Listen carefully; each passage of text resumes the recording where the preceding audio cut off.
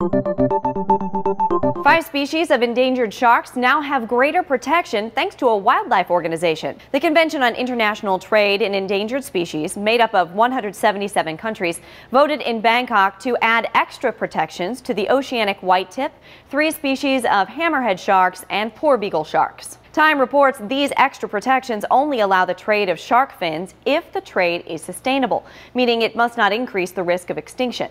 Governments will have 18 months to implement the new trade measures. A BBC contributor says this vote is big for 2 reasons. First, the convention finally listened to growing concern after attempts since 1994. Second, the fact that China and Japan, who have resolutely opposed these motions over the years, who don't want to see CITES expand its remit into areas that could really affect them, such as bluefin tuna, and they were beaten in this vote this morning. The contributor added this year the sharks got support from South American countries who say these sharks are more valuable alive than dead due to tourism value. However, the trade of sharks is largely in part to the high demand for their fins in Eastern Asia, where shark fin soup is a delicacy, costing up to $200 a bowl. A writer for Global Post quotes a wildlife enthusiast who says some elders in China believe the dish is so integral to certain social functions, it would be like having no champagne on New Year's Eve.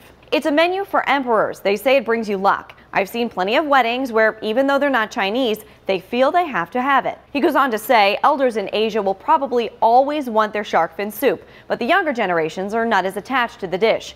The convention has the opportunity to overturn the new regulations on Wednesday and Thursday. For Newsy, I'm Megan Murphy. Multiple sources, a broader view.